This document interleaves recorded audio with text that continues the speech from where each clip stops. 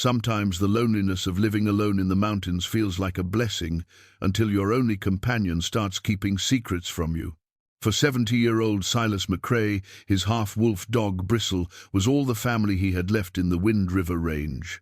But one spring, Bristle began disappearing into the woods every day, always heading toward the same rocky hill. Silas followed his dog and found a hidden cave behind a waterfall.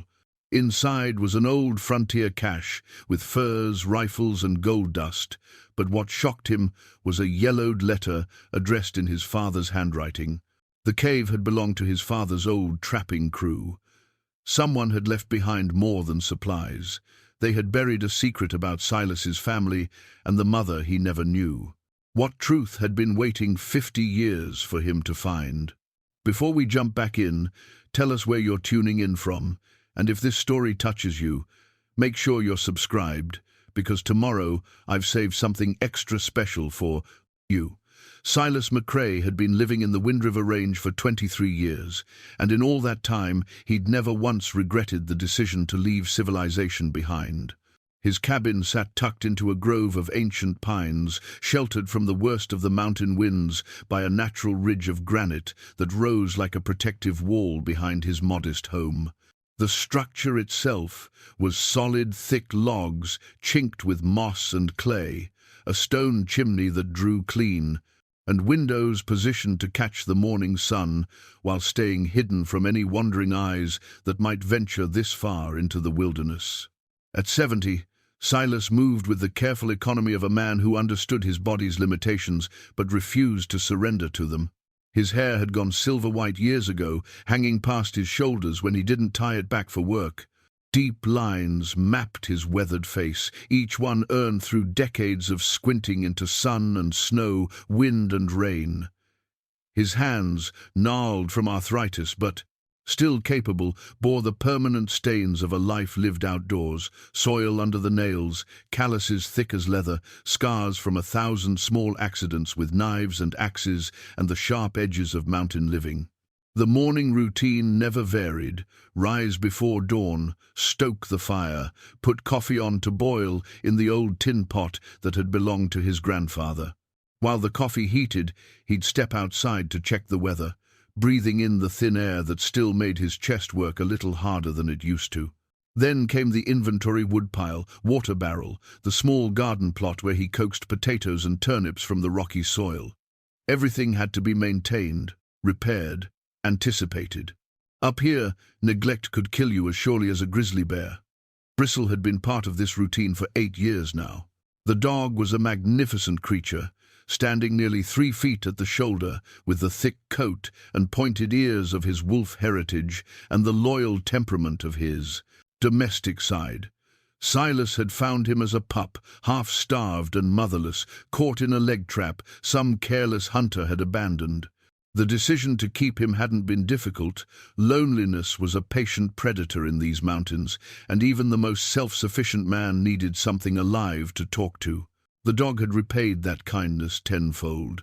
Bristle could track game across rock and through streams, could sense weather changes hours before they arrived, and had warned Silas of bears, mountain lions, and the occasional lost hiker who wandered too far from the marked trails. More than that, though, Bristle was company. In the evenings, when the fire burned low and the mountain silence pressed in from all directions, the dog would settle beside Silas's chair, and the old man would rest his hand on that thick fur and feel less alone in the world. Silas's path to this isolated life hadn't been direct. He'd grown up in these same mountains, son of a trapper and mountain man named Jacob McCrae, who'd lived by his own rules and taught his boy to do the same. But young men rarely listened to their father's wisdom, and Silas had been eager to see what lay beyond the peaks that hemmed in his childhood world. At 18, he'd enlisted in the army, serving 2 tours in Vietnam that had shown him more of human nature than any young man should have to see. After the war, he'd tried to fit into normal society. He'd married a good woman named Ellen, taken a job at a lumber mill, bought a house in town with a white picket fence and a lawn that needed mowing every week. For 15 years, he'd played the part of a civilized man, and he'd been genuinely happy for most of it. Ellen had understood his need for space, his long silences, the way he sometimes woke in the middle of the night and stepped outside to breathe. She'd been patient with his hunting trips and fishing expeditions, had even joined him camping in the mountains where he'd grown up. But Ellen had wanted children, and that was a gift Silas couldn't give her. Not because he was unable, the doctors had found nothing wrong with either of them, but because he couldn't bear the thought of bringing a child into a world that contained the things he'd seen in the war. Every time Ellen brought up starting a family, Silas felt something cold and final settle in his chest. He'd seen what happened to children in war zones, had been forced to witness acts that still visited him in dreams. How could he create new life, knowing what human beings were capable of doing to each other? The marriage had ended quietly, without anger or blame. Ellen had deserved better than a man who couldn't give her what she needed, and Silas had known it. She'd remarried within 2 years to a banker who loved her properly and gave her 3 children who were probably grown by now. Silas had signed the divorce papers and sold the house, keeping only what would fit in his truck. Then he'd driven back into the mountains of his youth and never left again. The cabin had taken him 3 years to build, working mostly alone, except for the occasional help from other mountain dwellers who understood the code of mutual assistance that governed life this far from civilization. He'd chosen the location carefully, close enough to a stream for water, sheltered from the worst weather, but remote enough that he could go weeks without seeing another human being.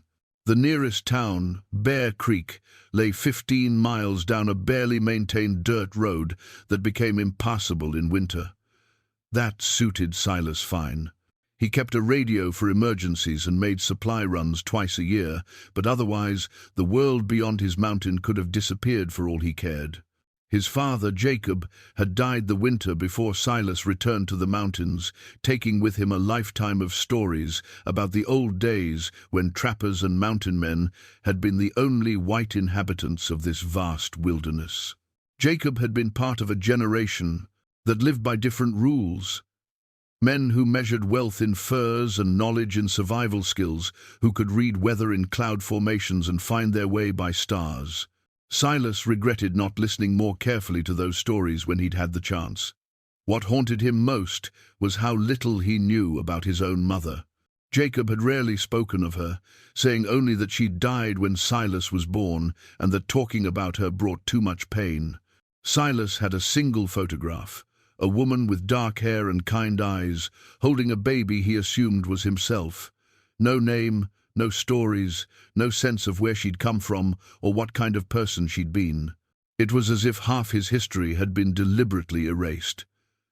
Now, standing in his cabin with the morning coffee growing cold in his hands, Silas stared at the yellowed envelope he'd brought back from the cave. The paper was thick, expensive, the kind used for important correspondence in an earlier era. His father's handwriting was unmistakable. The careful script of a man who'd learned to read and write, despite growing up in the wilderness. The envelope was sealed with red wax that had cracked but held, and it was addressed simply, "For my son, when he is ready." Bristle lay by the fire, but his ears were alert, tracking every small sound from outside.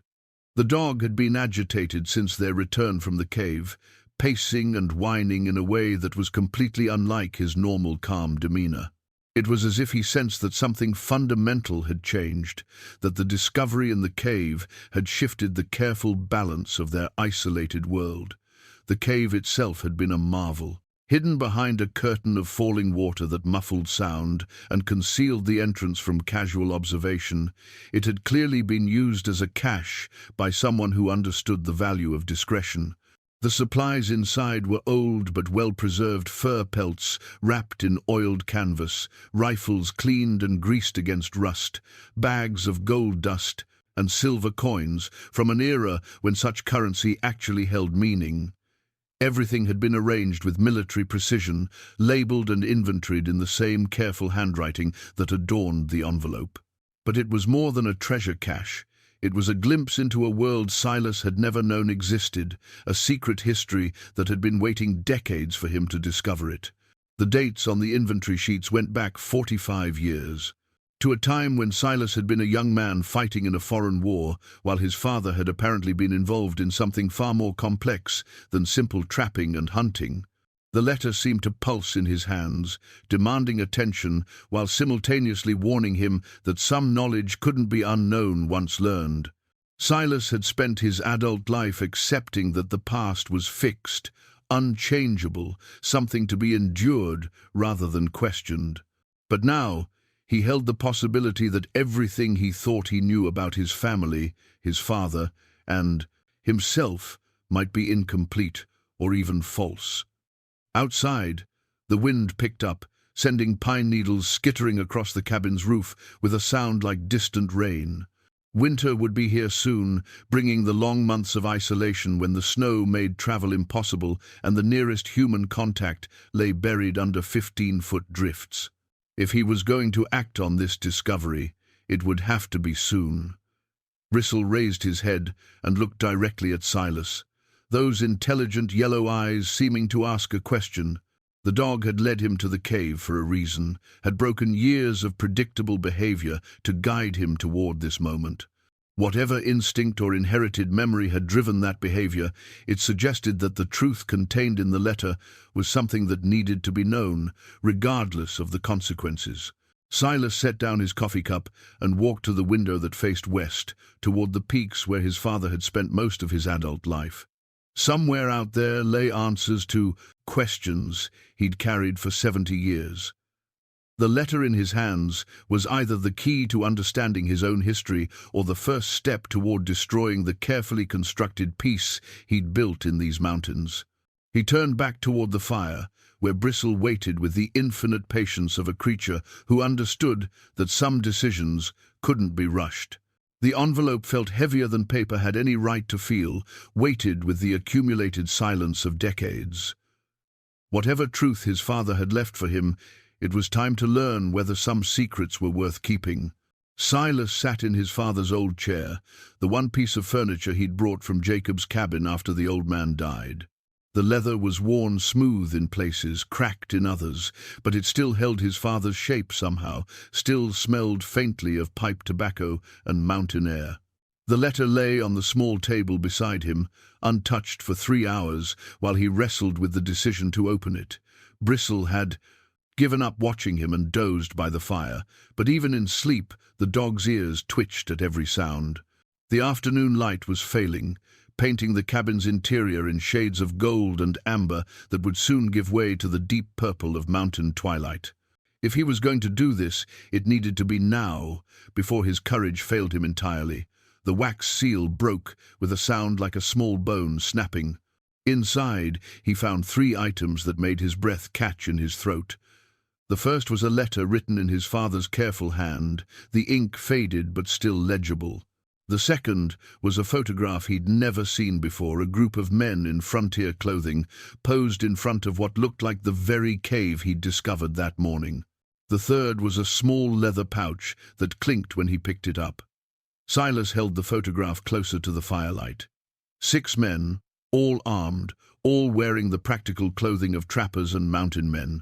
He recognized his father immediately, younger, but unmistakably Jacob McCrae, standing second from the left with a rifle across his chest. The others were strangers, but their faces held the same weathered competence that had marked his father's generation. On the back someone had written, "The Granite Creek Company, 1948. The leather pouch contained a dozen gold nuggets, each roughly the size of a marble, along with something that made Silas's hands tremble. It was a wedding ring, delicate and obviously feminine, set with a small diamond that caught the firelight.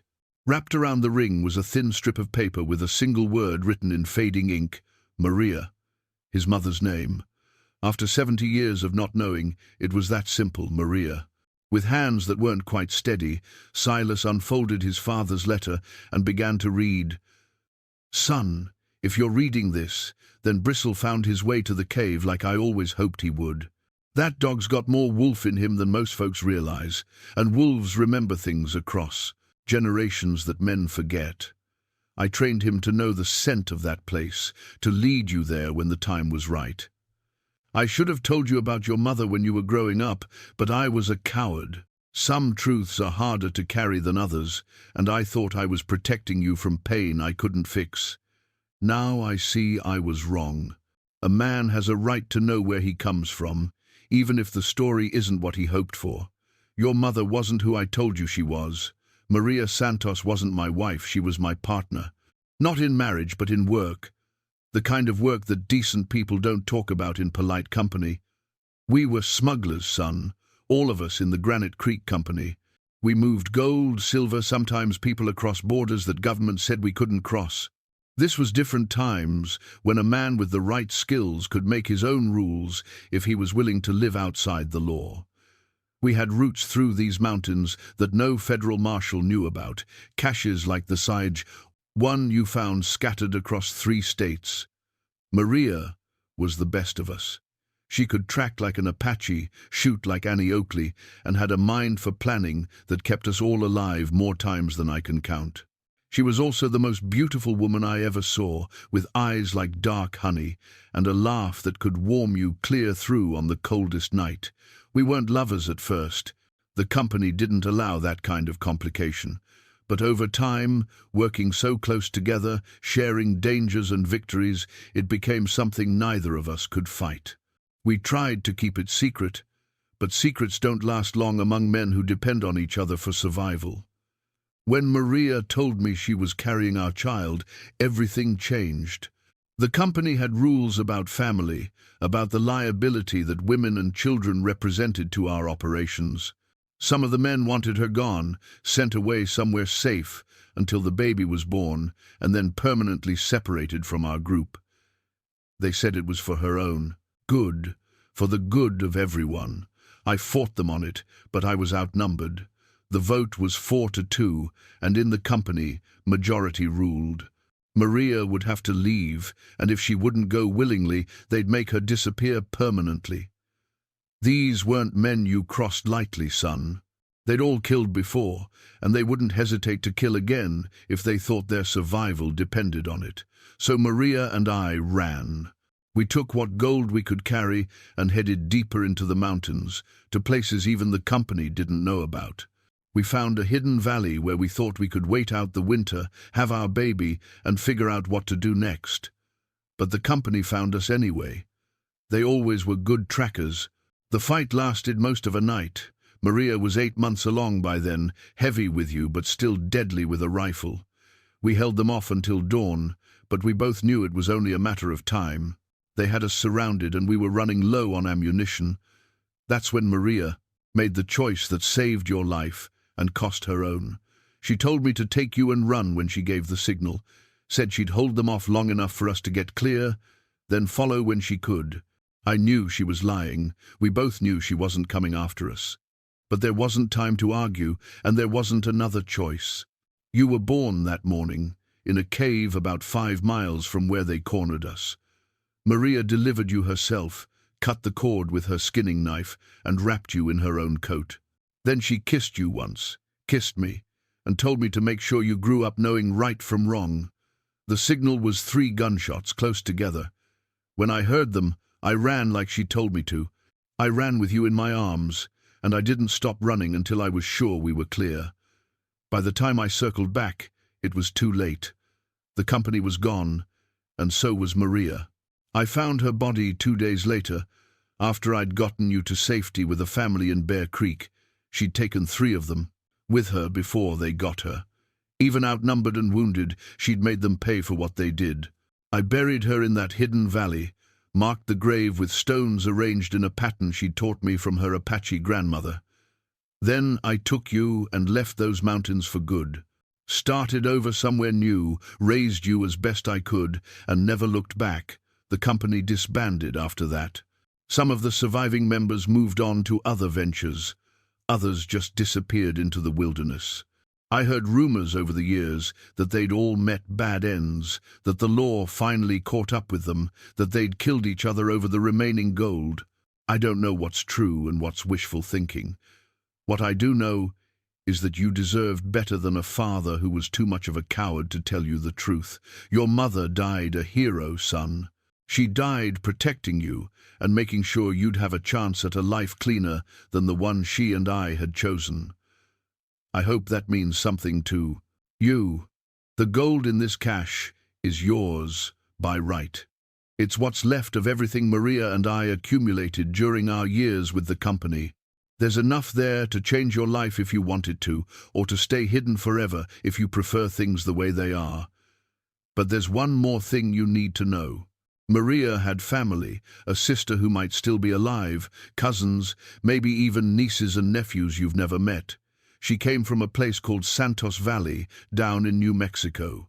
If you want to know more about where you come from, that's where you'd need to start looking. The choice is yours, son. It always has been. Your father, Jacob McCrae. Silas let the letter fall to his lap and stared into the fire until his eyes watered. 70 years of wondering, and the truth was more complex than anything he'd imagined. His mother hadn't died in childbirth from natural causes. She'd died defending him, fighting off men who would have killed them both rather than let them escape. He picked up the photograph again, studying the faces of the Granite Creek Company with new understanding. These weren't simple trappers or mountain men. They were outlaws, men who'd lived outside the law and died by it. His father had been one of them, and so had his mother. Bristle woke and padded over to rest his massive head against Silas's knee, as if sensing the emotional weight of what had just been revealed. The dog's yellow eyes held an ancient intelligence, and Silas found himself wondering what memories might live in that wolf heritage, what instincts had driven Bristle to lead him to this moment of truth. Outside, the first snow of the season had begun to fall. Sleep eluded Silas that night. He lay in his narrow bunk listening to the snow accumulate on the cabin roof, each soft thump of settling powder marking time like a slow heartbeat. The letter had changed everything and nothing. He was still the same man in the same cabin, but now he carried the weight of a different history. His mother had a name, a face, a story that painted her as something far more complex than the tragic figure he'd imagined. When dawn finally broke grey and muted through the storm clouds, Silas rose and rebuilt the fire with automatic movements, while his mind wrestled with questions that had no easy answers.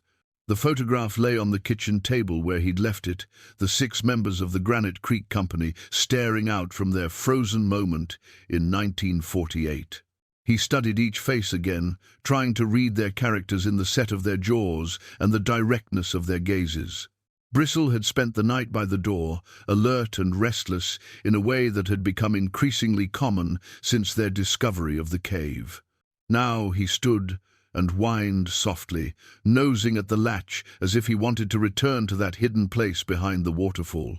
The dog's behavior suggested there were more secrets waiting to be uncovered, more pieces of the puzzle that needed to be found. After breakfast, Silas bundled himself against the cold and followed Bristle back through the snow toward the cave. The storm had intensified during the night, laying down 6 inches of fresh powder that crunched beneath their boots and muffled the usual sounds of the forest. The waterfall had partially frozen, creating a curtain of ice that made the cave entrance even more concealed than before. Inside, with his battery-powered lantern casting dancing shadows on the rock walls, Silas conducted a more thorough investigation of the cache. What he'd taken for a simple storage depot revealed itself to be far more sophisticated. The back wall of the cave had been modified, with handholds carved into the stone, leading up to a natural shelf about 15 feet above the main floor.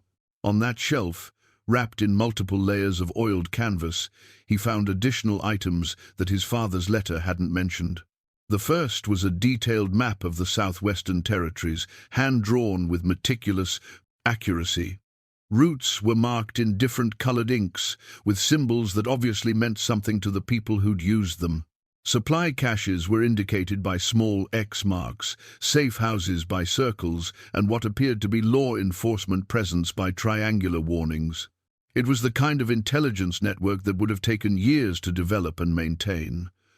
The second discovery was a leather-bound journal filled with his mother's handwriting. The entries spanned 3 years, from 1945 to 1948, chronicling the operations of the Granite Creek Company in matter-of-fact prose that revealed Maria Santos as an educated woman with a keen analytical mind. Her observations about terrain, weather patterns, and the movements of federal agents read like military intelligence reports. But scattered throughout the operational notes were personal entries that gave Silas his first real glimpse of his mother as a human being rather than a legend. She wrote about her homesickness for New Mexico, her complicated feelings about the illegal nature of their work, and eventually, her growing love for Jacob McCrae. "Jacob doesn't realize how much he's changed since I've known him," one entry read. "When I first joined the company, he was all business, hard as the granite these mountains are named for. But underneath that armor is a man who feels things deeply, who carries the weight of every decision like stones in his pockets. I see how he watches out for the younger members, how he makes sure everyone gets their fair share, even when supplies run short. He's a better man than he thinks he is." Another passage, dated just weeks before Silas's birth, revealed the depth of her fears about their situation. "The company is fracturing. Tom Brewster has been pushing for more violent solutions to our problems, and some of the others are starting to listen. They talk about eliminating witnesses, about permanent solutions to temporary obstacles. This isn't what I signed up for. Jacob and I need to find a way out before things go too far, but I'm afraid it may already be too late." The name Tom Brewster appeared frequently in the later entries, always in the context of conflict and disagreement. Maria had clearly seen him as a threat to the group's survival and cohesion. In one particularly telling passage, she wrote, "Brewster knows about the baby now. He's been asking questions, making suggestions about what should happen when I'm no longer able to participate in operations. His idea of a solution involves a one-way trip to somewhere I'd never be found. Jacob doesn't know how serious the threat is yet, but I can see it coming like storm clouds on the horizon." Silas found himself gripping the journal tighter as he read, feeling an echo of his mother's fear across the decades. These weren't just historical documents. They were the final thoughts of a woman who'd known she was running out of time, but had fought anyway to give her unborn child a chance at life. The third item on the shelf was the most disturbing, a collection of wanted posters bearing the faces of the Granite Creek Company members. Federal marshals had been tracking them for months before the final confrontation, offering substantial rewards for their capture. The poster featuring his parents showed them together, identified as Jacob McCrae and Maria Santos, suspected of interstate smuggling operations and multiple federal crimes. But it was the dates on the posters that made Silas's blood run cold. They were issued 2 weeks before he was born, which meant the law had been closing in just as his parents were trying to escape the company. They'd been caught between their former partners and federal agents, with nowhere safe to run and a baby on the way. As he climbed back down from the shelf, Silas noticed something he'd missed during his first visit to the cave. Near the entrance, partially hidden behind a stack of supply boxes, someone had carved words into the rock wall. The inscription was simple but profound. "For my son, may he choose a better path." M.S. Maria Santos had left him a message, carved in stone where it would last longer than paper or memory. Even in her final weeks, facing impossible odds and knowing she might not survive, she'd thought about his future and the choices he would someday need to make. The weight of that love, reaching across 70 years of silence, nearly brought him to his knees. Bristle appeared at his side, pressing his warm bulk against Silas's leg as if sensing his emotional turmoil. The dog had been more than usually attentive since the discovery of the cave, as if he understood that something fundamental had changed in their relationship. Perhaps that wolf heritage carried memories that went deeper than human understanding, connecting him to this place and its secrets in ways that couldn't be explained. Outside, the storm was intensifying, but Silas barely noticed the cold as he made his way back to the cabin with his new discoveries. The journal and map represented more than historical artifacts. They were roadmaps to understanding who his mother had been and where she'd come from. The reference to Santos Valley in New Mexico suddenly took on new significance. If Maria had family there, if any of her people still lived in that place, then he had connections to a world he'd never known existed. But pursuing those connections would mean leaving the mountains that had been his refuge for more than 2 decades. It would mean confronting a past that might not welcome his intrusion, and possibly learning truths that would be harder to bear than the silence he'd lived with all his life. Back in the warmth of his cabin, Silas spread the map on his kitchen table and began to study the routes his parents had used in their desperate flight from both the law and their former partners. The storm lasted 3 days, trapping Silas in the cabin with his mother's journal and his own turbulent thoughts. He read every entry twice, then 3 times, absorbing the details of Maria Santos's life like a man dying of thirst. Each page revealed new facets of a woman who had been far more complex than anything he'd imagined during his 70 years of wandering. Maria had been educated, her entries revealing knowledge of literature, history, and mathematics that would have been unusual for a woman of her era, especially one involved in outlaw activities. She wrote about missing books from her father's library in Santos Valley, about conversations with her Apache grandmother who had taught her tracking skills that later proved invaluable to the company's operations. But what struck Silas most profoundly were her moral struggles with the work they were doing. Unlike some of the other members, Maria hadn't entered the smuggling business purely for profit. Her entries revealed a woman who saw their activities as a form of resistance against laws she considered unjust, particularly those restricting the movement of Mexican families across borders that had been arbitrarily drawn through their ancestral territories. "The government tells us these are crimes," she wrote in one passage. "But how is it criminal to help a family reunite when politicians have decided that invisible lines matter more than blood ties? We move gold and silver, yes, but we also move people who have been separated from their children, their parents, their lives. If that makes us outlaws, then perhaps being an outlaw is more honorable than being law-abiding." The journal also provided insights into the dynamics that had ultimately destroyed the Granite Creek Company. Tom Brewster emerged as an increasingly volatile figure who had joined the group for purely mercenary reasons. His entries in Maria's observations painted him as a man who enjoyed the violence and power that came with their illegal activities, someone who saw other people as expendable resources rather than human beings deserving of consideration. Brewster shot a federal agent today during what should have been a routine avoidance maneuver, Maria had written in one of her final entries. "The man was alone, probably just a scout, and we could have easily evaded him without bloodshed. But Tom said he was tired of running and hiding, that it was time to send a message. Jacob is furious, and rightly so. Murder changes everything. We're no longer just smugglers, we're cop killers now, and that means they'll never stop hunting us." That entry was dated just 3 weeks before Silas's birth, confirming that his parents had been caught in an impossible situation. The company was dissolving into violence and paranoia, while federal law enforcement was closing in with the kind of determination reserved for those who'd crossed the ultimate line. When the storm finally cleared, Silas made a decision that surprised him with its certainty. He would go to New Mexico.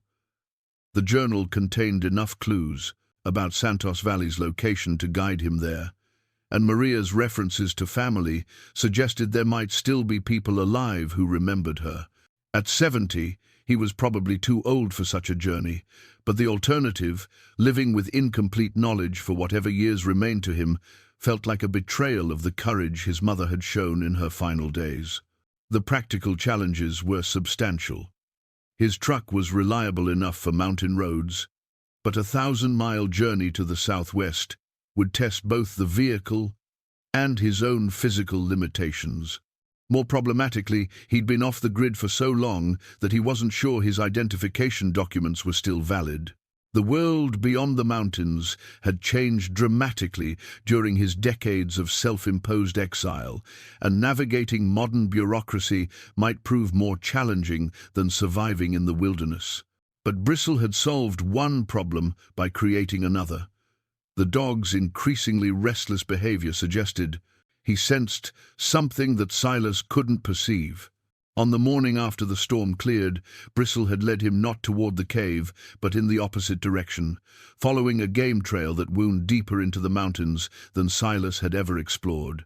After an hour of climbing through knee-deep snow, they'd emerged onto a ridge that offered a view of valleys and peaks stretching to the southern horizon. Bristle had stood at the edge of that vista for nearly 10 minutes, motionless except for his ears, which swiveled constantly as if tracking sounds too distant for human perception. When he finally turned to look at Silas, his yellow eyes held an urgency that couldn't be ignored.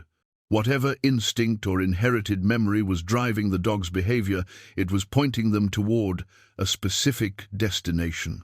That evening, Silas spread his father's collection of topographical maps across the kitchen table and began planning a route south. The modern interstate system had bypassed most of the routes the Granite Creek Company had used, but the old roads still existed, winding through mountain passes and desert valleys that hadn't changed much since 1948. If he avoided major cities and stuck to rural highways, he might be able to make the journey without attracting unwanted attention. The logistics of leaving the cabin for an extended period required careful consideration. The water system would need to be drained to prevent freeze damage, the generator would need to be secured, and arrangements would have to be made for the inevitable emergencies that struck isolated properties when their owners were absent. More challenging was the question of what to do about the cave and its contents. The gold and artifacts represented a fortune in both monetary and historical terms, but they also represented evidence of federal crimes that might still be prosecutable under the law. Silas's solution was characteristically practical. He would take enough gold to finance the journey and leave the rest hidden where it had remained safe for decades. The journal and photograph would come with him as proof of his identity should he encounter Maria's family. The map of smuggling routes he would destroy. That information was too dangerous to preserve, and the people who had used those routes were either dead or had long since moved on to other lives. But as he made these preparations, a nagging concern grew in the back of his mind. The journal's final entries suggested that not all members of the Granite Creek Company had died during the dissolution of the group.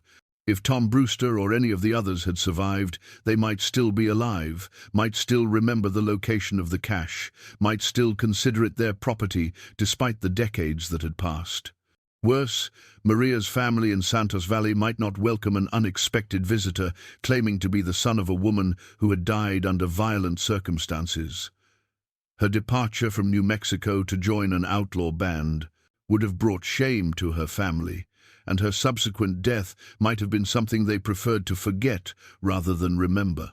The smart choice would be to stay in the mountains, to let sleeping dogs lie, and continue the quiet life he'd built for himself. But as he looked at Bristle, now sleeping peacefully by the fire after days of restless agitation, Silas realized that some journeys couldn't be avoided. His mother had risked everything to give him life. The least he could do was risk his comfortable isolation to honor her memory by learning where she'd come from. The preparation for leaving the mountains took 2 weeks, each day bringing new complications that Silas hadn't anticipated after 23 years of self-sufficiency. His first shock came during a supply run to Bear Creek, where he discovered that his driver's license had expired 15 years earlier and his social security records listed him as deceased, apparently a bureaucratic error that no one had bothered to correct since he'd never filed taxes or accessed government services. Frank Holloway, who ran the general store and served as Bear Creek's unofficial information broker, listened to Silas's predicament with the patient attention of a man who'd seen most varieties of human trouble pass through his doors. At 65, Frank was one of the few people in town who remembered when Silas had first retreated to the mountains, and he'd always respected the old man's choice to live apart from society's complications. Getting yourself legally alive again is going to take some doing, Frank admitted, scratching his grey beard thoughtfully. But I know a lady down in Casper who handles these kinds of situations for folks who've been off the grid. She used to work for the state, understands how to navigate the system without raising too many questions. It'll cost you, though. The cost turned out to be more than money. Establishing his legal existence required forms, documentation, and a trail of evidence that proved he was who he claimed to be. Silas had his military discharge papers, fortunately stored in a waterproof container, but everything else, birth certificate, marriage license, divorce decree, had been lost or abandoned during his retreat from civilization. More problematically, obtaining new identification would require him to provide a permanent address, which meant either lying on federal documents or revealing the location of his mountain refuge. Both options carried risks he wasn't comfortable accepting, but the alternative was attempting to travel 1,000 miles through a modern surveillance state without proper papers. The bureaucratic lady in Casper, a sharp-eyed woman named Patricia Wells, offered a solution that felt like making a deal with a necessary devil. She could expedite the paperwork for a substantial fee, but it would require Silas to maintain the fiction that he'd been living in Bear Creek all along, working odd jobs and staying under the radar by choice rather than circumstance. The key, Patricia explained during their uncomfortable meeting in her cluttered office, is creating a plausible backstory that explains the gaps without raising red flags. You were a reclusive veteran who preferred cash work and minimal government interaction, perfectly legal, if unusual. The trick is making sure all the dates and locations align with records that already exist. While waiting for his paperwork to be processed, Silas found himself staying in Bear Creek's only motel, a depressing collection of rooms that smelled like old cigarettes and industrial disinfectant. Bristle adapted to their temporary urban exile with the same stoic patience he showed toward all circumstances beyond his control, but Silas chafed at the enforced inactivity and the constant presence of other people. The town itself had changed during his years of absence, though not necessarily for the better. The mining company that had provided most of the area's employment had closed down 5 years earlier, leaving behind a population of retirees, welfare recipients, and the kind of desperate individuals who ended up in places like Bear Creek because they couldn't afford to live anywhere else. But the experience of being around people again, however briefly, reminded Silas how much he'd lost during his decades of isolation. Conversations in the diner revealed that Frank Holloway's grandson had been killed in Afghanistan, that the schoolteacher everyone remembered from 20 years ago was now dying of cancer, that the bright young couple who'd opened the hardware store had lost it to bankruptcy and divorce. Life had continued in his absence, bringing both joy and tragedy to people he'd once known as neighbors. More disturbing were the changes in technology and social behavior that made him feel like a visitor from an earlier century. Everyone carried phones that did more than make calls, conducted business through computer networks he didn't understand, and seemed to live their lives in public through something called social media. The simple act of buying groceries now required navigating electronic systems that baffled him completely. Patricia Wells had warned him that traveling with Bristle would present additional complications, since the dog's wolf heritage made him technically illegal in many jurisdictions. Modern animal control laws were far more restrictive than they'd been during Silas's younger years, and a 70-pound animal that looked more wolf than dog was likely to attract unwanted attention from authorities. The solution came from an unexpected source. Doc Martinez, Bear Creek's aging veterinarian, had been treating Bristle's occasional injuries for years and was familiar with the dog's unusual heritage. For a reasonable fee and no questions asked, he provided documentation identifying Bristle as a northern breed mix, with current vaccinations and health certificates that would satisfy most casual inspections. "That's a good dog you've got there," Doc Martinez observed as he completed the paperwork. "Smart as any, I've seen, and loyal in ways that most people don't understand anymore. Dogs like that don't come around often, and when they do, they usually attach themselves to people who need them most. You take care of each other." The advice proved prophetic when Silas's truck broke down 3 days before his departure date. The aging Ford's transmission finally surrendered to decades of mountain roads and neglect, leaving him stranded in Bear Creek with no reliable means of transportation and a rapidly dwindling budget for unexpected expenses. Frank Holloway's solution was typically practical and came with strings attached. His nephew in Denver had a used car lot and owed Frank several favors, accumulated over years of family politics. The nephew would provide Silas with a reliable vehicle at cost, but only if Silas agreed to deliver a package to someone in Albuquerque during his journey south. "Nothing illegal," Frank assured him, "just some paperwork that needs to reach a business associate without going through regular mail. The kind of transaction that works better when conducted face to face. If you understand my meaning." Silas understood enough to know he was being drawn into complications he'd prefer to avoid, but his alternatives were limited. The package, a thick manila envelope sealed with tape, felt like documents rather than contraband, and the address in Albuquerque was only slightly out of his way to Santos Valley. More concerning was the realization that accepting Frank's help made him beholden to networks of obligation and favor that extended far beyond Bear Creek. Rural communities operated on complex systems of mutual assistance that could bind a man to responsibilities he'd never explicitly agreed to accept.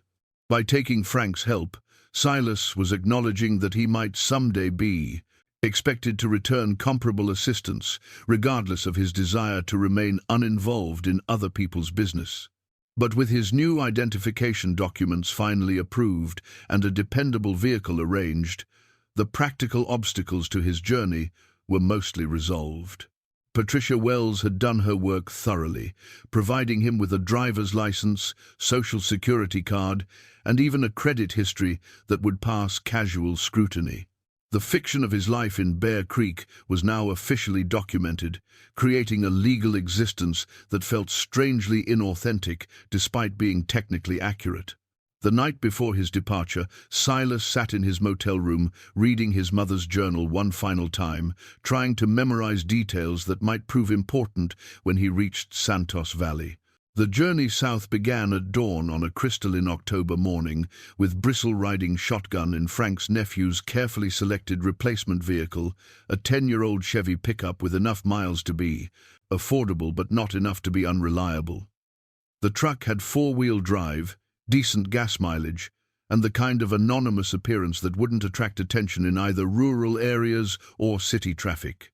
Silas had plotted a route that avoided major interstates in favor of state highways and county roads, following roughly the same paths his parents might have taken during their desperate flight 70 years earlier. The modern landscape bore little resemblance to the wilderness described in his mother's journal, but the underlying geography remained unchanged. The same mountain passes, river valleys, and desert basins that had provided concealment for the Granite Creek Company's operations. His first stop came sooner than expected. 50 miles south of Bear Creek, a roadside historical marker caught his attention with its reference to frontier-era smuggling routes that had connected mining territories with markets in Mexico and California. The display included a map showing to approximate locations of known outlaw hideouts, and Silas recognized several landmarks mentioned in Maria's journal. But what made him pull over was a photograph included in the historical display, a group of federal marshals posed with recovered contraband from a raid conducted in 1949. The cache looked remarkably similar to what Silas had found in the cave, and the accompanying text mentioned that several suspects had escaped capture and were never apprehended. The timing was perfect. The raid had occurred 18 months after Silas's birth, suggesting that federal law enforcement had continued pursuing the Granite Creek Company even after Maria's death and Jacob's disappearance. Someone had kept the investigation active, which meant there were probably official records that might contain information about his parents' final months. Bristle grew increasingly restless as they drove through landscape that grew progressively more arid and open. The dog spent most of the trip standing with his front paws on the dashboard, watching the horizon with an intensity that suggested recognition rather than simple curiosity. Whatever genetic memories or inherited instincts governed his behavior, they were clearly responding to environmental cues that Silas couldn't perceive. Their overnight stop in a small Colorado town called Las Animas provided an unexpected connection to his family's history. The elderly desk clerk at the local motel, a weathered woman named Rose Delgado, took one look at Silas and asked if he was related to the Santos family from New Mexico. "You've got the look," she explained when Silas expressed surprise at her question. "That combination of features, the bone structure, the way you carry yourself. I knew Maria Santos when we were girls. She used to visit relatives here every summer until she got mixed up with those smugglers and disappeared." Rose's memories of Maria painted a picture that complemented but differed from the journal entries Silas had been reading, where Maria's own writing revealed a thoughtful, conflicted woman struggling with moral complexities. Rose remembered a spirited girl who chafed at traditional expectations and dreamed of adventures beyond the boundaries of family and community obligations. "She was smart as a whip and twice as quick," Rose recalled as they sat in the motel's small lobby after Silas had checked in for the night. But she had this restless energy that made her parents worry. Girls weren't supposed to want the kinds of things Maria wanted: travel, independence, the right to make her own choices about marriage and family. When she left Santos Valley to join that outlaw group, it broke her family's heart. But it didn't surprise anybody who really knew her. The conversation revealed details that hadn't appeared in any of the documents Silas had found. Maria had been engaged to a local rancher's son when she disappeared, a conventional marriage that would have provided security but little personal fulfillment. Her decision to break that engagement and leave with the Granite Creek Company had caused a scandal that reverberated through Santos Valley for years. Her sister Carmen tried to defend her.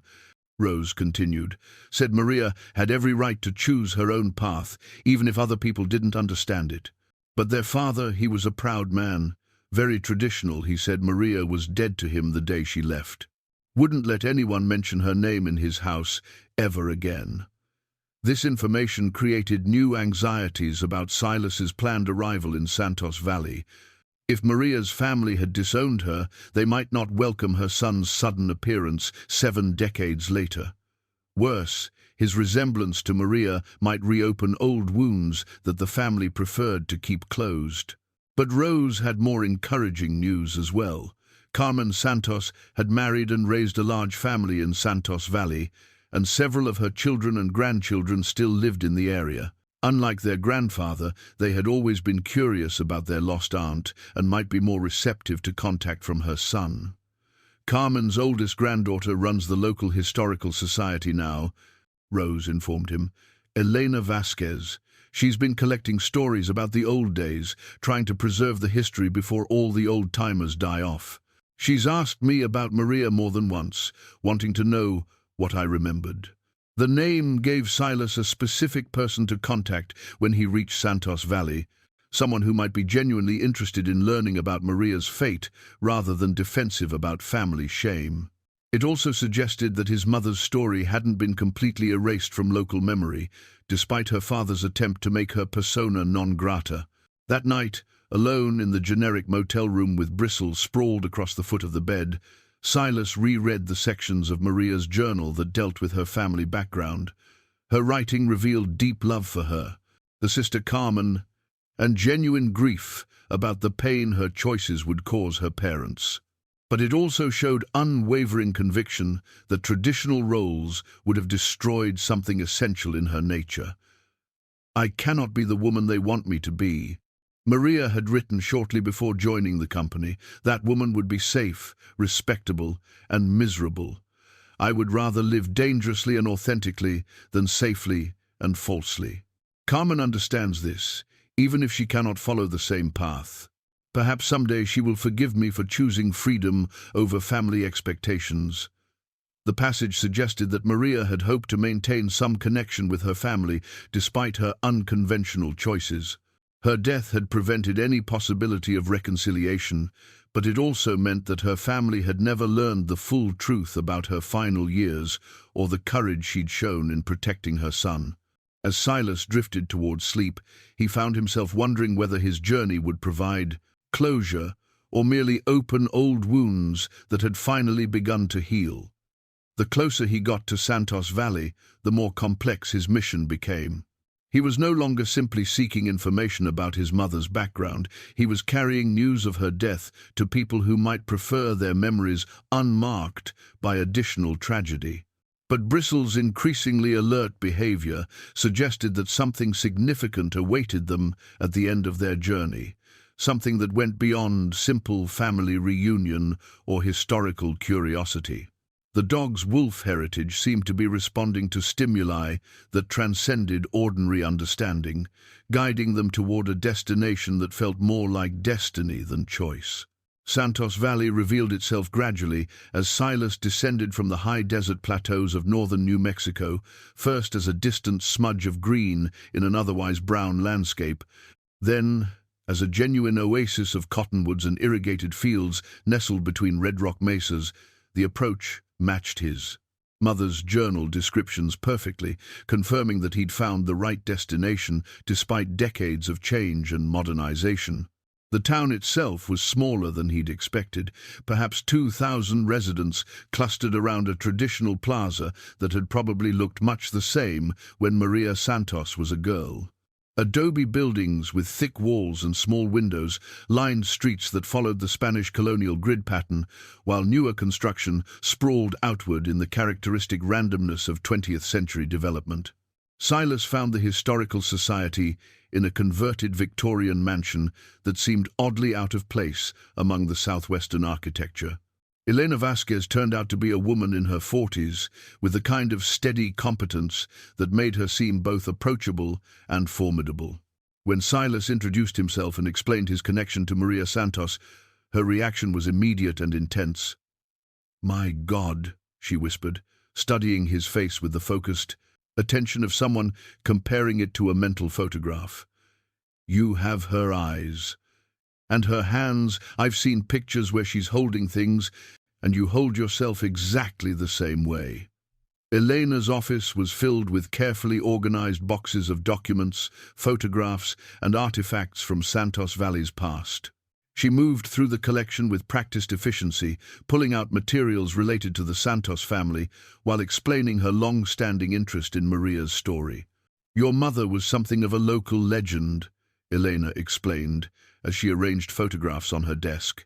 "The girl who refused to be tamed, who chose adventure over security and paid the ultimate price for her independence.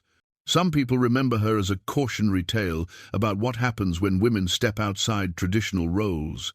Others see her as a pioneer who was simply born in the wrong era." The photographs Elena had collected painted a comprehensive picture of Maria's early life. School pictures showed a serious young woman with intelligent eyes and a stubborn set to her jaw. Family portraits revealed her standing slightly apart from her parents and sister, as if already preparing to step outside the frame of conventional expectations. But it was Elena's next revelation that changed everything Silas thought he knew about his journey. "I have to tell you," Elena said carefully, "you're not the first person to come looking for information about Maria Santos. About 3 months ago, I had another visitor asking very similar questions. She pulled out a business card that made Silas's blood run cold. The name printed on expensive cardstock read, Thomas Brewster, Jr., private investigator, with a Denver address and phone number. Below that, someone had written in pencil, seeking information about Granite Creek Company survivors and their descendants, Tom Brewster's son. The man whose father had killed Silas's mother was still alive, and he was actively searching for information about the company's remaining secrets. The implications were staggering and terrifying. "He seemed like a nice enough gentleman," Elena continued, apparently not noticing Silas's distress. Said he was researching his father's involvement with a group of mountain men back in the 40s and 50s. Claimed his father had told him stories about the old days, and he wanted to verify some details for a family history project. Silas's mind raced through the possibilities. If Tom Brewster Sr. was still alive, he would be nearly 90 years old, but certainly capable of directing his son's research efforts. More likely, the old outlaw had recently died and left behind information that had prompted his son to investigate the family's criminal past. Either way, the younger Brewster's interest in the Granite Creek Company suggested he knew about the cache in the cave and was trying to track down any remaining evidence or witnesses. What kind of information was he looking for? Silas asked, trying to keep his voice steady. Mostly the same things you're interested in: family connections, what happened to the people who left Santos Valley during that period, whether anyone had maintained contact with the folks who got mixed up in smuggling operations. I told him what I knew, which wasn't much more than local gossip and family stories. Elena's innocent cooperation had potentially placed both herself and Silas in danger. If the younger Brewster was following his father's trail, he would eventually trace Silas's parents to their final confrontation and the cave where the company's remaining wealth was hidden. The fact that he was starting his investigation in Santos Valley suggested he already knew more than Elena realized. Did he leave any contact information besides this business card? Silas asked. Actually, he did something rather odd, Elena replied, pulling out a manila folder.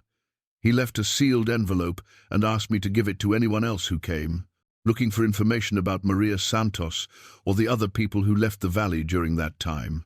Said it was important that certain family members receive information that could only be safely shared under specific circumstances. The envelope was thick, expensive paper, similar to what his father had used for the letter in the cave.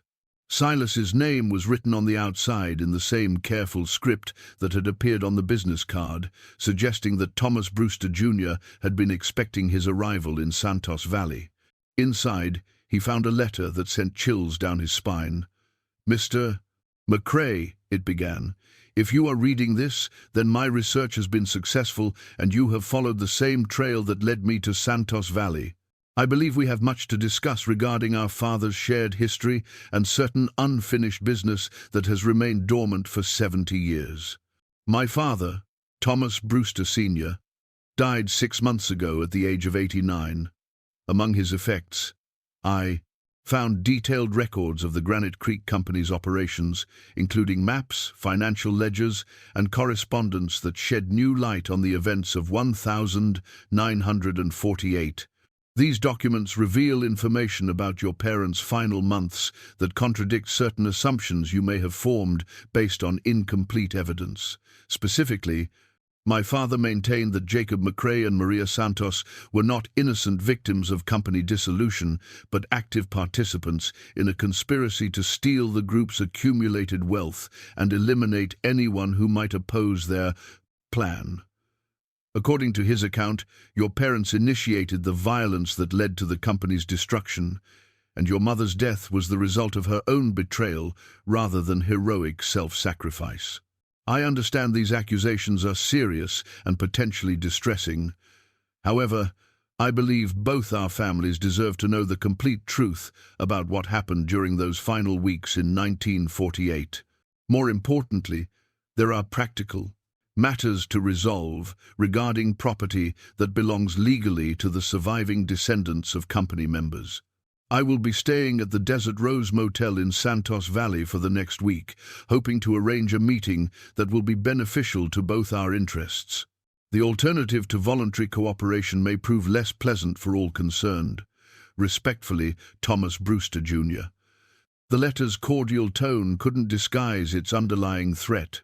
Brewster was claiming that Silas's parents had been thieves and murderers rather than victims, and he was demanding access to the cash as compensation for his father's alleged losses. The reference to less pleasant alternatives suggested he was prepared to use force or legal action if Silas refused to cooperate. Elena watched with growing concern as Silas read the letter, her historian's instincts, recognizing that she'd become involved in something far more complex than simple genealogical research. "Is everything all right?" she asked. "You look like you've seen a ghost." In a sense, he had. The ghost of Tom Brewster Sr. was reaching across 7 decades to continue the conflict that had destroyed the Granite Creek Company and killed Silas's mother. But this time, the stakes weren't just survival, they were the truth about Maria Santos's final act and the legacy she'd tried to leave for her son. Bristle, who had been lying quietly beside Elena's desk, suddenly raised his head and growled low in his throat. Through the Historical Society's front window, a black SUV with tinted windows had just pulled up to the curb, and a well-dressed man was stepping out onto the sidewalk. Thomas Brewster Jr. had apparently grown tired of waiting for Silas to contact him voluntarily. Thomas Brewster Jr. was not what Silas had expected. Instead of the rough-edged outlaw scion he'd imagined, the man who walked through the Historical Society's front door was polished, professional, and carried himself with the confident bearing of someone accustomed to getting his way through negotiation rather than intimidation. He wore an expensive suit that managed to look appropriate for both business meetings and southwestern travel, and his handshake was firm without being aggressive. "Mr. McCrae," he said with genuine warmth, "I'm so pleased we finally have the opportunity to meet, Thomas Brewster, but please call me Tom. I believe our families have quite a history to discuss." Elena Vasquez looked back and forth between the two men with the wary expression of someone who'd suddenly realized she was caught in the middle of a situation she didn't understand. Bristle remained tense, his hackles slightly raised despite the newcomer's friendly demeanor. The dog's instincts were apparently unimpressed by polished manners. "Perhaps we could find a more private location for our conversation," Tom suggested, glancing meaningfully at Elena. "I have some documents in my vehicle that might help clarify certain historical discrepancies." Silas found himself in an impossible position. Refusing to meet with Brewster would accomplish nothing except to antagonize someone who clearly knew more about the Granite Creek Company than he'd revealed in his letter.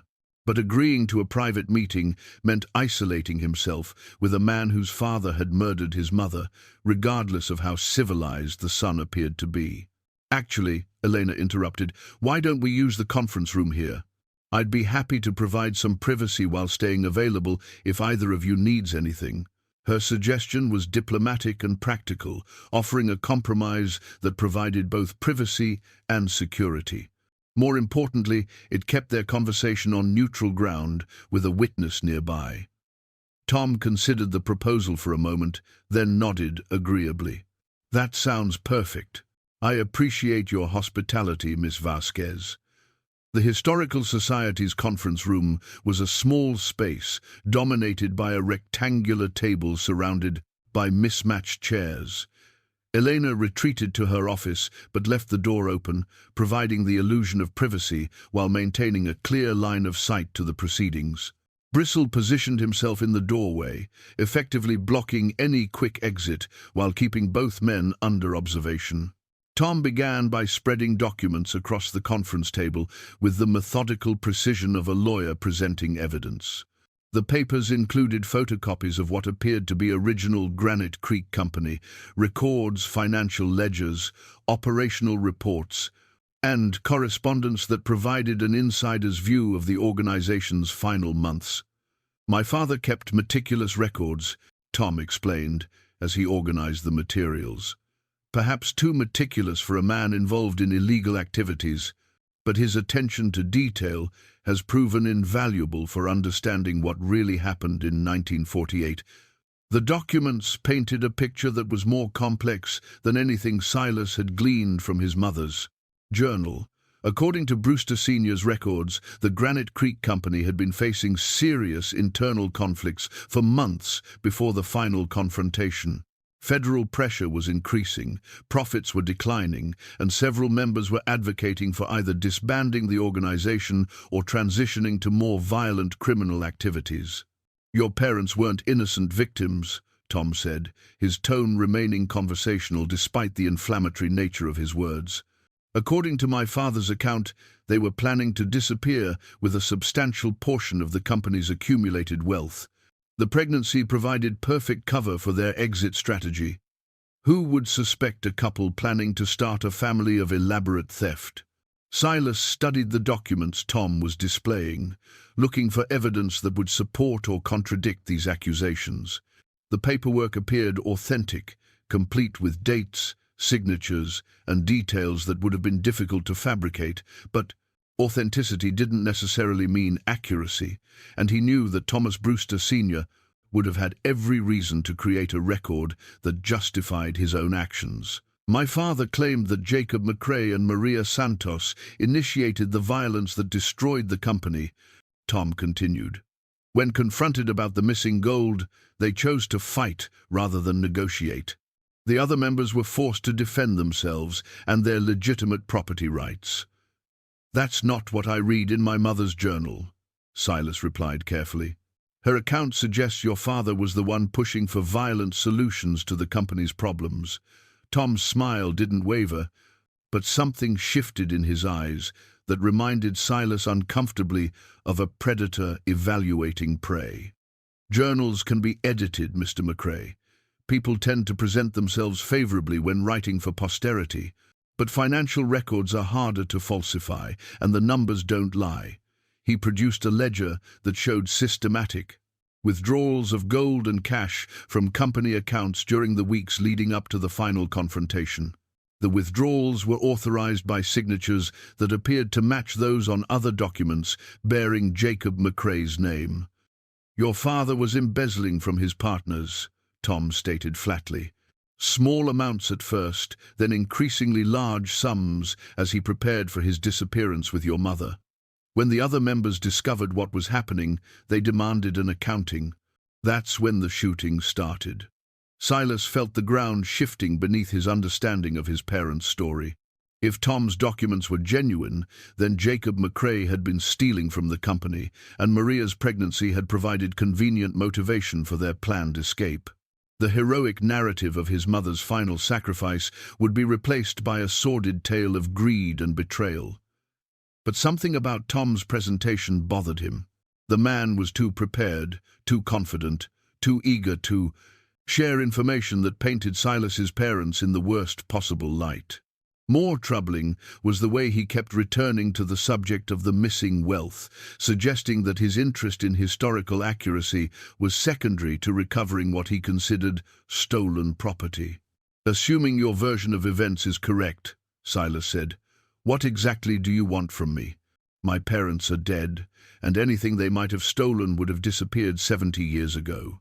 Tom's smile broadened, and for the first time since entering the building, he looked genuinely pleased.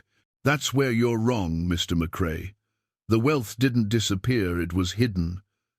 My father spent decades searching for the cache your parents established before their deaths. He never found it, but his research identified several possible locations. Recently, I've had reason to believe that the cache has been discovered and that you might have information about its current status. The implication was clear. Tom Brewster Jr. knew or suspected that Silas had found the cave and its contents. The question was how he'd acquired that knowledge and what he planned to do with it. I'm not sure what you're suggesting, Silas replied, though his caution was probably confirmation enough for someone watching his reactions carefully. I'm suggesting that we have an opportunity to resolve an old injustice, Tom said, leaning forward slightly. If the missing company assets have been recovered, then they should be returned to the rightful owners, the surviving members or their descendants. I'm prepared to offer you a generous finder's fee in exchange for your cooperation in recovering what belongs to my family. The offer sounded reasonable on the surface, but Silas understood the underlying threat. Tom was claiming legal ownership of the gold and other valuables in the cave based on his father's membership in the Granite Creek Company. If Silas refused to cooperate voluntarily, Tom was prepared to pursue legal action or other methods of persuasion. And if I told you I don't know anything about any cash or hidden wealth, Silas asked. Then I'd say you were being unwise, Tom replied, his pleasant demeanor finally showing cracks. I've invested considerable time and money in researching this matter, Mr. McCrae. I know about your recent trips to Bear Creek to establish legal identification. I know about your sudden departure from decades of isolation to travel to Santos Valley. I know about the unusual behavior of your dog, which my research suggests has wolf heritage that might make him sensitive to environmental cues in specific locations. The depth of Tom's surveillance was chilling. He'd been tracking Silas's movements for weeks, possibly months, building a comprehensive picture of his activities and motivations. The trip to Santos Valley hadn't been a private journey of discovery. It had been a carefully monitored expedition, with Tom watching every step. You've been following me, Silas stated. I've been protecting my interests, Tom corrected. Just as I'm sure you'd protect yours if the situation were reversed. The question now is whether we can reach an agreement that serves both our needs, or whether this matter will require more formal resolution. Elena's voice cut through the tension from her office doorway. Gentlemen, I hate to interrupt, but we're closing in 15 minutes.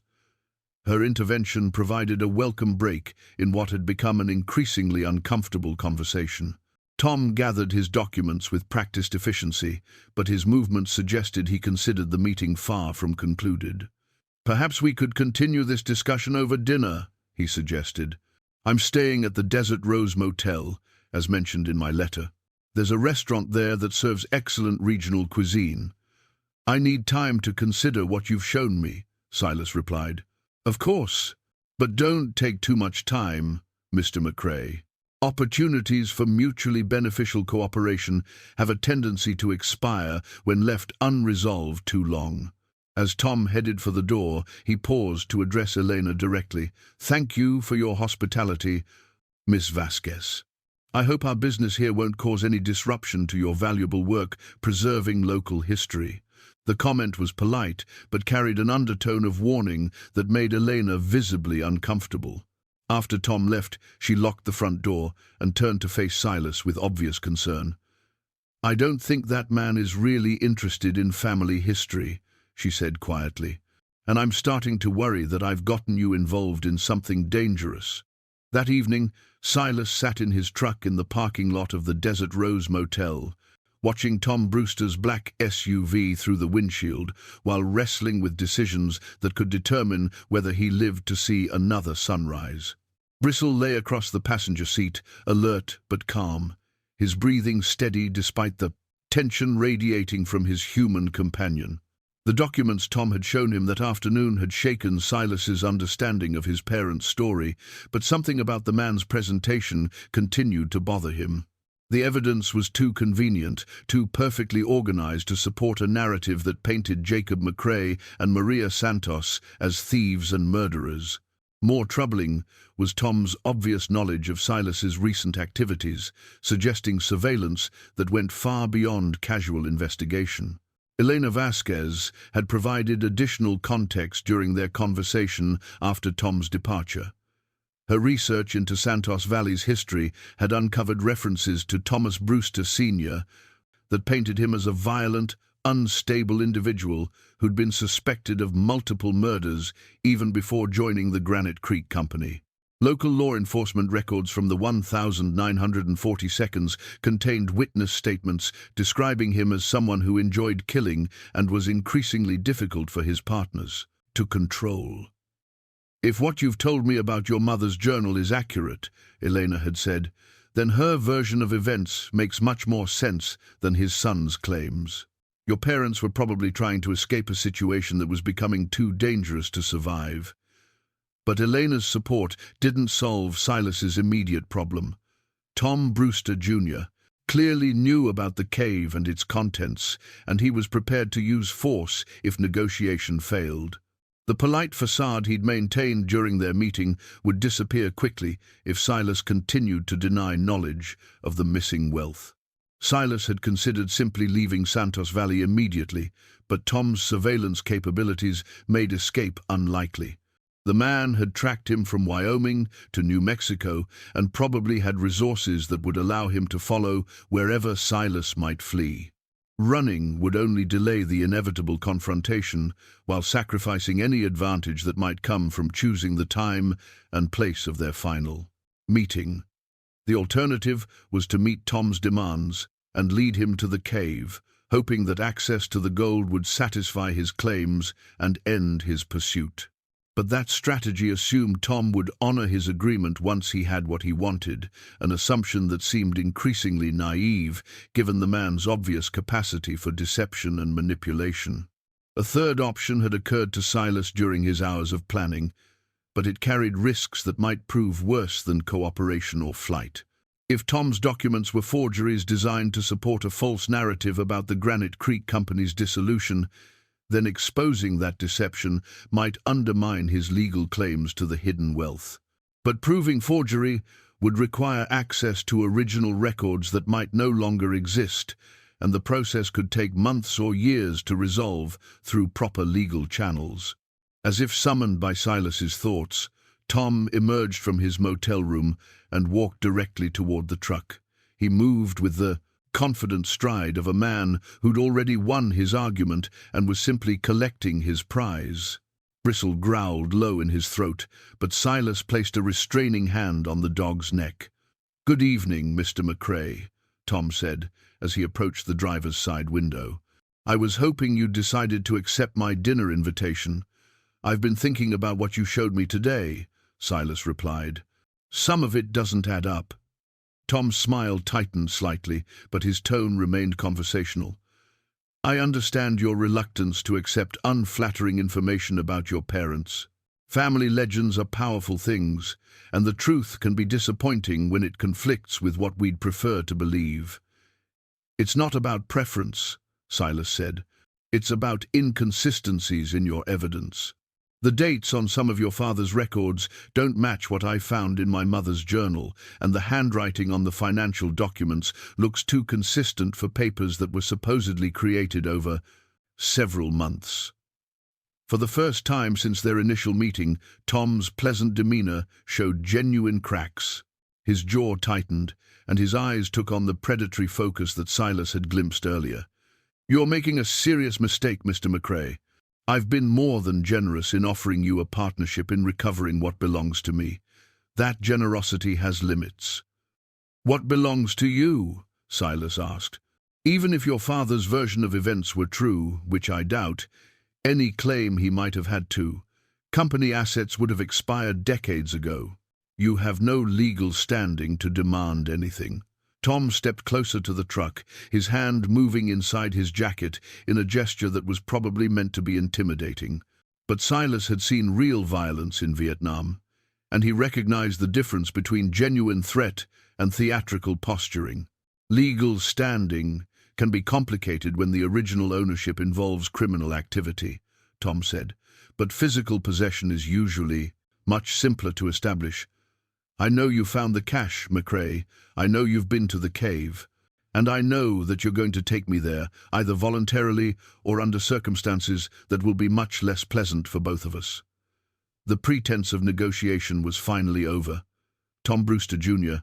was revealing himself as what Silas had suspected from the beginning, a man who'd inherited his father's willingness to use violence to get what he wanted. The gun Tom produced from his jacket was small but deadly serious, a compact pistol that would be easy to conceal but effective at close range. He held it casually, pointed generally in Silas's direction, but not directly threatening, the gesture of a man who wanted to demonstrate capability without yet committing to violence. "I'd prefer not to use this," Tom said, his voice maintaining its conversational tone despite the weapon in his hand. "But I've invested too much time and money in this project to walk away empty-handed. You're going to drive north tomorrow morning, and you're going to show me where your parents hid what they stole from my father." Silas felt the familiar calm that had served him well during his military service, the slowing of time and sharpening of focus that came when violence became inevitable. Tom was making the classic mistake of assuming that age and isolation had made his target weak and compliant. He was about to learn otherwise. Put the gun away, son, Silas said quietly. You don't want to do this. Actually, I do want to do this, Tom replied, his mask of civility finally slipping completely. My father spent 40 years looking for that cash, and he died still obsessing about the fortune that Jacob McCrae and your whore of a mother stole from him. I'm going to finish what he started. The insult to Maria's memory was the final provocation Silas needed. His hand moved to the door handle while his left foot found the clutch pedal, preparing for the explosive action that would either save his life or end it in the next few seconds. Last chance, old man, Tom said, raising the pistol to aim directly at Silas's chest. Drive north, or die here in this parking lot. Bristle's attack came without warning, the big dog launching himself through the passenger window like a missile of fur and fangs.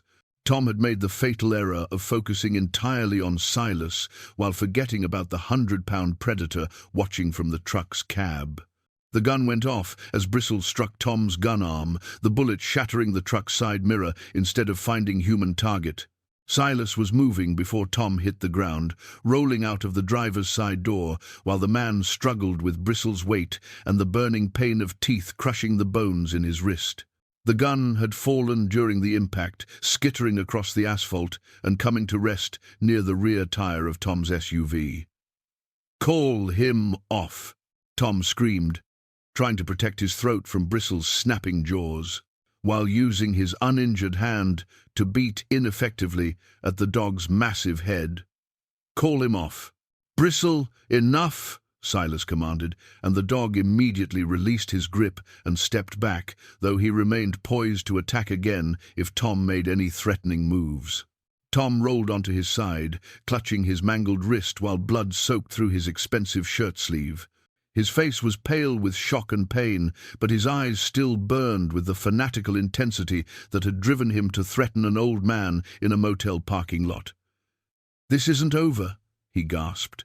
"You think you've won something, but you have no idea what you're dealing with. My father had partners, people who knew about the cash and what it was worth. They're not going to give up just because you fed me to your damn dog." Silas picked up Tom's pistol and checked the safety before tucking it into his belt. The weapon felt familiar in his hands, despite decades of peaceful mountain living. Some skills never faded. Completely, no matter how long they went unused. "Your father's partners are all dead," Silas said. "They died 70 years ago when their greed and violence finally caught up with them. Just like you're going to die if you keep following in his footsteps." "You're wrong," Tom insisted, struggling to sit up despite his injuries. "Some of them survived, had families, passed down information about the company's operations. I'm not the only one looking for that gold." The claim might have been true or simply the desperate bluff of a man trying to maintain some leverage despite his obvious defeat. Either way, it suggested that Tom's pursuit of the cash was part of a larger pattern, that other descendants of the Granite Creek Company might eventually make their own attempts to claim what they considered stolen property. Silas found Tom's cell phone in the man's jacket pocket and crushed it under his boot heel, then did the same to the SUV's tires, using a knife from his pocket. The actions would buy him time to leave Santos Valley before Tom could summon help or reinforcements, but they wouldn't solve the fundamental problem of other potential claimants. "Elena was right," Silas said, as he prepared to leave Tom bleeding in the motel parking lot. "You're not really interested in family history. You're just another greedy fool who thinks violence can solve problems that require wisdom." He whistled for Bristle, who gave Tom one final threatening stare before following his human back to the truck. As they drove away from the Desert Rose Motel, Silas caught a glimpse of Tom in his rearview mirror, still sitting on the asphalt and shouting curses that couldn't quite mask his pain and humiliation. The confrontation was over, but Silas understood that his problems were just beginning. 6 months later, Silas McCrae stood at the edge of a cliff in the Wind River Range, watching the spring sun paint the valley below in shades of gold and green. The long Wyoming winter had finally broken, filling the air with the sound of melting snow and the promise of new growth. Beside him, Bristle dozed in the warm afternoon light, content in the way that only comes from being exactly where one belongs. The cave behind the waterfall was empty now, its contents distributed according to a plan that had taken months to develop and execute. The gold had gone to establish a scholarship fund for Native American students studying environmental science, administered through Elena Vasquez's Historical Society. The weapons and artifacts had been donated to museums that could preserve them properly, while ensuring their stories would be told accurately rather than romanticized. Most importantly, his mother's journal had been transcribed and published as part of a book about women's roles in the frontier period. Maria Santos McCrae Silas had legally added her name to his own, was no longer a forgotten casualty of outlaw violence, but a documented example of courage under impossible circumstances. Her words would outlive the legends and lies that had obscured her memory for 70 years. Elena had become both friend and ally in the months following Tom Brewster Jr.'s failed extortion attempt. Her research had confirmed what Silas suspected, that Tom's documents were sophisticated forgeries designed to support a false narrative about the Granite Creek Company's dissolution. The real Thomas Brewster Sr. had indeed been the violent psychopath described in Maria's journal, and his son had inherited both his father's obsession and his willingness to use criminal methods to achieve his goals. Tom himself was serving a 5-year sentence in a federal prison, convicted on charges that included assault with a deadly weapon, interstate fraud, and conspiracy to commit extortion. His claims about other surviving company descendants had proven false, the desperate fabrication of a man trying to maintain some psychological advantage even as his PTT schemes collapsed around him. The legal proceedings had been complicated, but ultimately satisfying.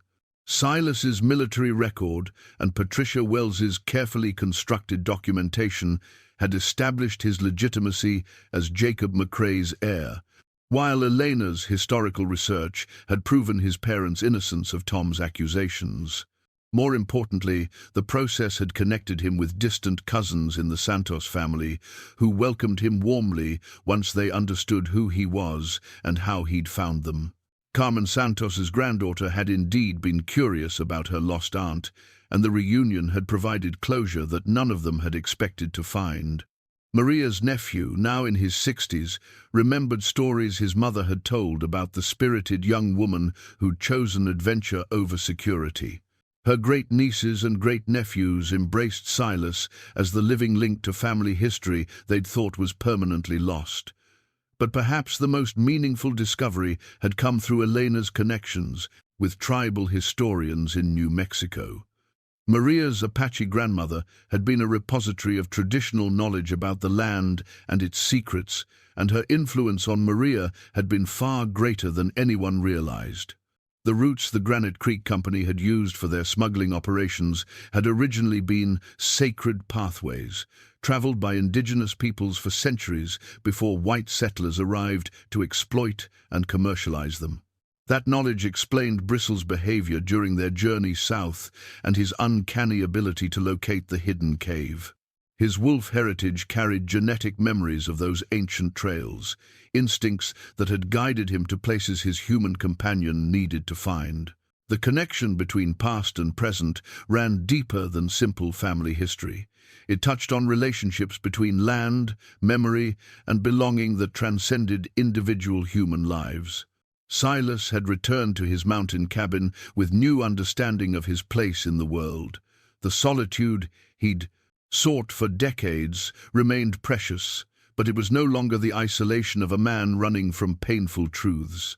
Instead, it was the chosen retreat of someone who'd faced his history honestly and found peace in accepting both its shadows and its light.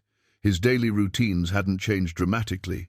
He still rose before dawn, maintained his small garden, and spent long evenings reading by firelight while Bristle dozed at his feet.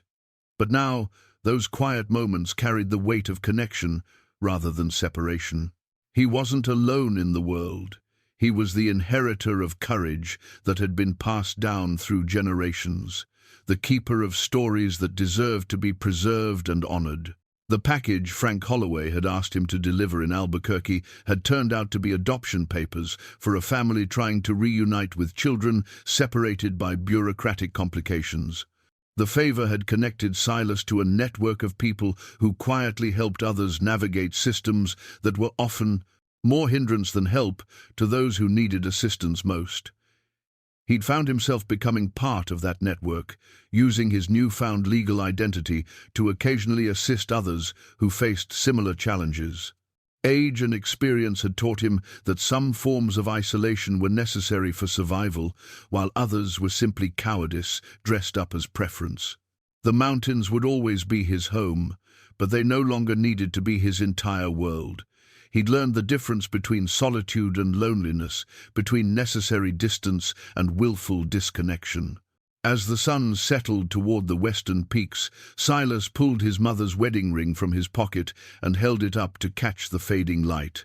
The diamond was small but clear, a symbol of love that had survived violence, betrayal, and 7 decades of silence. Tomorrow he would drive down to Bear Creek and mail the ring to Elena, who would ensure it found its way to Maria's family in Santos Valley. It belonged with people who would understand its significance and treasure its history. The truth had been harder than the silence, but infinitely more valuable. Maria Santos McCrae had been a woman of courage who'd chosen love over safety and died protecting the future she'd helped create. Her son had finally learned to honor that sacrifice by living with the same courage she'd shown in her final moments. Bristle stirred beside him, yellow eyes alert to sounds and scents that marked the transition from day to night. Soon, they would return to the warmth of the cabin, to coffee and firelight, and the peaceful routine of mountain living. But now, they carried stories that connected their quiet existence to the larger human story of love, loss, and the persistent hope that drives people to fight for better futures, even when victory seems impossible. The mountains held their secrets close, but some secrets were meant to be shared.